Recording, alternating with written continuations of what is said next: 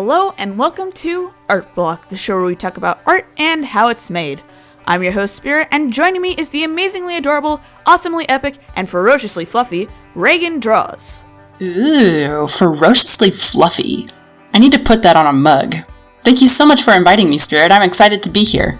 Today we'll be talking about building confidence as an artist, why it's important, and some tips and tricks on how to build your confidence. Speaking as someone who initially started out as self-taught and is now a student in art school, I think it's important to understand your worth as an artist and how confidence will serve you well in the long run. I also have a cold, so I apologize. Take it away, Reagan. One of the biggest ways I see artists, especially those who are self-taught, really chip away at their creative confidence is by comparing themselves to other artists. Sometimes even in a way that makes no sense. A cartoonist, for example, who creates incredibly fluid and dynamic animation might compare themselves to a portrait artist who specializes in realism. It isn't always this dramatic of a difference, of course, but it makes just as little sense to compare yourself to any other artist, even those in your field. You're trying to improve your art, not become someone else. If you're a cartoonist, be a cartoonist. If you're an abstract artist, be an abstract artist. Experiment to find what you really love, of course, but realize that it's very rare, if not impossible, for any artist to be a jack of all trades, master of all, especially at the start. This ties into a big thing I've seen while in art school. A lot of students will often compare themselves to others who are more skilled purely on the basis that they've been practicing longer. There will be people who are better than you. There will be people who are worse than you. And that's okay. Everyone is on their own path to improvement and everyone goes at their own speed. Instead of looking at other people's art and comparing it to yourself, look at what other people have done better and try to learn from it. I am certainly no expert in my field, and I have learned a lot simply by observing the techniques of my peers. Don't expect yourself to be on the same level as others, especially if you haven't been drawing as long. Find inspiration in what others do, yes, but don't expect to replicate Da Vinci as soon as you pick up your first set of paints. And as Reagan said, everyone has their own proficiencies. Some people are better at realism, while others are better at abstraction or drawing cartoons. That's not to say you shouldn't practice other media though, but understand that you don't have to be as good as others when it comes to the field you aren't practiced in. I just released a video about giving constructive criticism to other artists' work.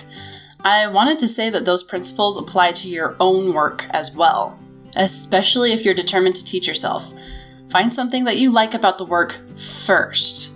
Give yourself a pat on the back for completing a project or even just staring down that ever-intimidating blank canvas. Find one specific thing to work on for next time, and then encourage yourself to keep moving forward. Maybe even reward yourself with making your favorite dinner that night or taking a shower that's just a little bit extra long. But always end your drawing sessions on a positive note. I'll be the first to admit that I'm still working on this.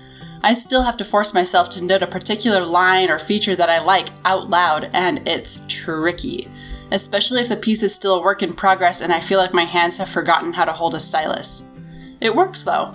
The days I do this are the days I'm almost impatient for the next time I can sit down and draw again. In regards to those planning to attend art school to further improve their skills, one should be aware that critique sessions are essentially mandatory for all classes revolving around creative media.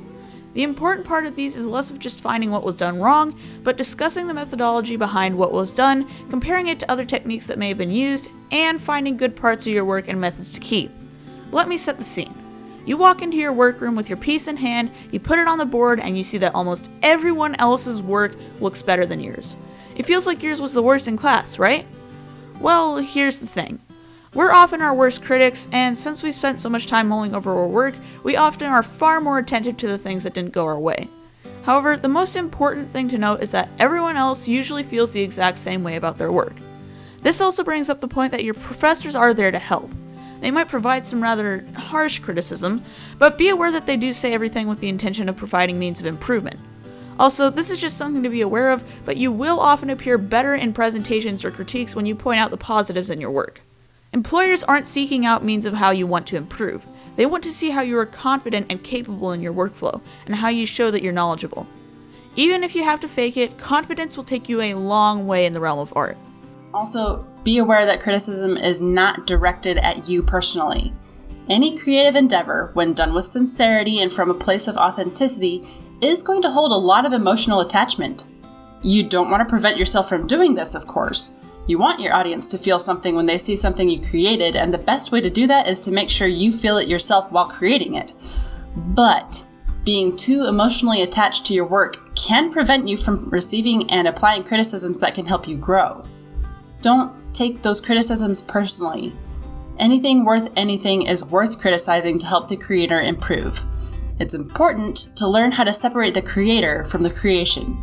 Your worth is not dependent upon how well you create. Let me say that again. Your worth is not dependent upon how well you create. And for, those who are also on their phone looking at the Twitter while also watching this video, hey, your worth is not dependent upon how well you create. This ultimately ties down to understanding that you will always have room to improve.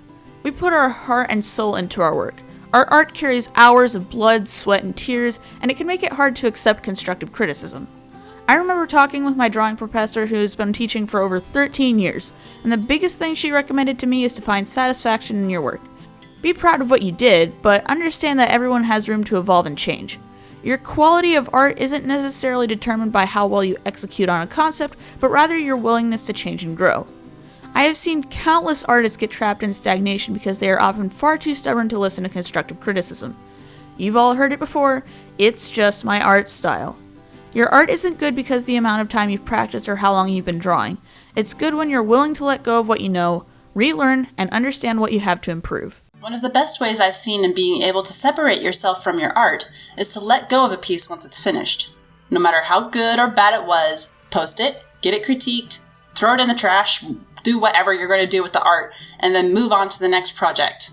People ask me all the time what my favorite art piece I've done is, and I always tell them, it's whatever I'm working on right now.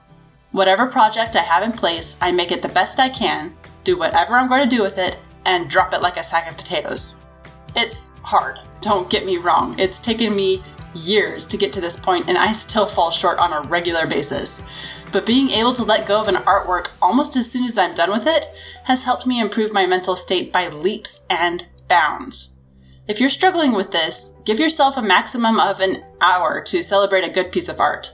That's fine, but don't give in to mourning or wincing at a piece you didn't feel entirely satisfied with. Treat it like pulling off a band-aid. Rip it off, throw it away. You don't want those germs hanging around and messing with your brain. As Reagan said, it's important to move on from past works and allow yourself to branch out. I've seen a lot of folks will constantly mull on a project for years and constantly redo things over and over and over again. I myself have had this bad habit of repeating what has already been done, and I can't stress how important it is to allow yourself to let go of something that's been taking up your time when you could be moving on to better things. However, when it comes to short-term projects and assignments, there are cases where you're allowed to start over. I can't tell you how many times I've had to completely scrap and start over on a commission, or even just a sketch because it doesn't look right. Maybe the pose is too flat, or the character's anatomy is twisted in a way that doesn't seem to fit their biology. Unlike long-term projects which can begin to show signs of age even in the newer versions, short-term projects are far easier to start over on. It's a lot easier to scrap a sketch you've been working on for a couple hours and start over than to redo a book that took you years to write. Ask yourself if it's going to be worth your time to redo this project for the 15th time. Or it might be better to take what you learned and move forward. Budgeting your time is incredibly important, and as a professional regardless of your field, especially when freelancing, learning to prioritize more important things is key to success. Exactly. Especially in the sketch stage and when you're coming up with your own art style, you'll likely be saving time and preventing a lot of those redos by using a lot of references. If you aren't, why aren't you? References can be an incredible help in your work as you grow and develop. Even professionals use Inspire by them. However, it is very easy when you're using references to compare your own work to these references. Don't do this. No matter how skilled you are, or how long you've been drawing, or how accurate your strokes may be, your art is never going to look exactly like the references. And why should it? You're drawing your way. Own it. Once you have a basic reference, tweak it on purpose. Minimize or exaggerate whatever you're wanting to minimize or exaggerate. Add your own flair. Use the reference as a reference, not a template.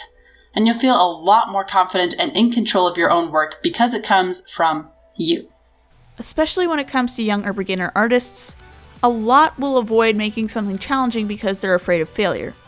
A lot of artists will see the creations of professionals and think they need to be at that level as soon as they start. They need to create artwork as great as Van Gogh or Michelangelo in order to be professional, because artists will often compare themselves to a point of reference and what to shoot for. A lot will see advanced techniques without understanding the time and practice it took to perfect them, and then become frustrated when they can't seem to get it just the way their idol did it. The important thing to understand is that no matter how much you study and read up on work, you don't have to be the best on day one. The bane of an artist's creativity is holding themselves to such a high standard that they become so afraid of creating, and then they just don't make anything at all. Your best path to improvement isn't going to be sitting there observing everything, but doing. You will have a lot of duds starting out, but that's just a part of the process. Sure, quite a few pieces will start out rather sucky, but every once in a while you will find those gems where everything seemed to go right. Those gems will push you to keep going because you realize, hey, maybe I can do this whole art thing after all.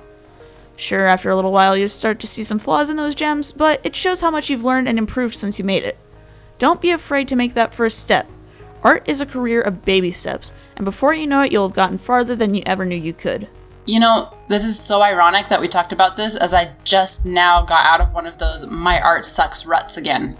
Thank you so much for helping me remember how to get out of them, Spy. Honestly, same. I guess there's a bit of catharsis to this whole video making thing, huh? Absolutely. Thanks again for having me, and hopefully I'll see you on my channel next time. My love to you all. Bye. And that's about it for today's show. If you guys liked what you saw and you want to see more, make sure to subscribe and hit the bell. It supports me and is practically free. Also be sure to subscribe to Fluff, who does some amazing art-based content. Links to her channel and pages are in the description below. Also be sure to follow me on Twitch, where I do weekly art streams and hang out with you guys. Lastly, but certainly not leastly, this episode of Art Block is brought to you by my lovely patrons, such as Rocky Harmony, Draconic Xeno, Canisto of Dragons, Sharp Wit, and the awesome Mr. Eden. If you would like to help support my work and get perks such as custom tutoring sessions, invitations to live streams, and even discounts on commissions, the link to my Patreon is in the description below. Thank you all so much for watching, I'm Spirit, and I'll see you next time.